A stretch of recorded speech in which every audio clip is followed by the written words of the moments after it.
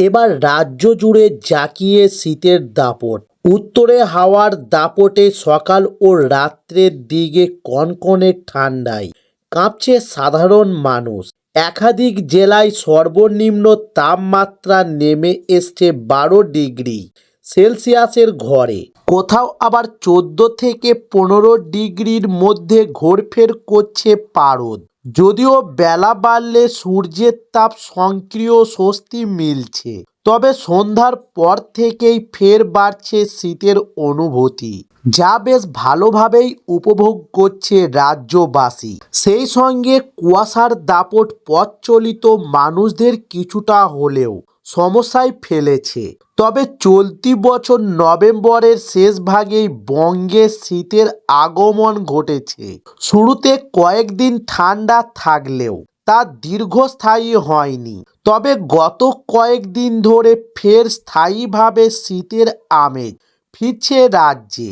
আবহাওয়া দপ্তরের পূর্বাভাস অনুযায়ী এই ঠান্ডা আপাতত বজায় থাকবে বড়দিনের আগেই। তাপমাত্রা আরও কিছুটা কমতে পারে বলে ইঙ্গিত মিলছে। ফলে শীতের দাপট আরও বাড়ার সম্ভাবনা রয়েছে। অর্থাৎ উৎসবের মেজাজে শীতের লম্বা ইনিংস দেখা যেতে পারে।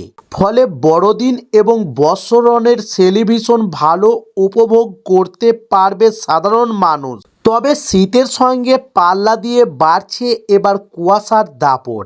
তাই আবহাওয়া দপ্তর জানিয়েছে যে আগামী দুদিন রাজ্যের প্রায় সব জেলায় কুয়াশার সতর্কতা জারি থাকবে এবং ভোরের দিকে দৃশ্যমানতা অনেক জায়গায় কমে 999 মিটার থেকে 200 মিটার পর্যন্ত নেমে যেতে পারে।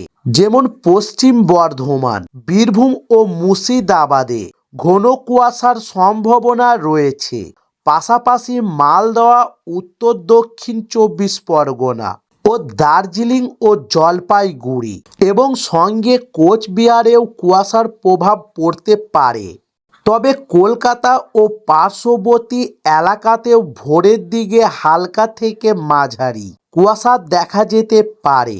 আবহাওয়া দপ্তরের মতে কুয়াশা কেটে গেলে দিনের তাপমাত্রা সামান্য বাড়তে পারে। তবে আগামী 2 থেকে 3 দিন তাপমাত্রার বড় কোনো পরিবর্তনের সম্ভাবনা নেই। বর্তমানে কলকাতার সর্বনিম্ন তাপমাত্রা 12 থেকে 13 ডিগ্রি সেলসিয়াসের মধ্যে রয়েছে। তবে আজ শহরের সর্বনিম্ন তাপমাত্রা থাকতে পারে 25 ডিগ্রি এবং সর্বনিম্ন তাপমাত্রা 14 ডিগ্রির আশেপাশে। তাই স্বাভাবিকভাবে রাজ্যে শীতের এই আবহাওয়া আরও কয়েকদিন বজায় থাকবে বলেই জানাচ্ছে হাওয়া অফিস। অর্থাৎ বছরের শেষ এবং উৎসব মৌসুম বেশ ভালোভাবেই উপভোগ করবেন রাজ্যবাসী।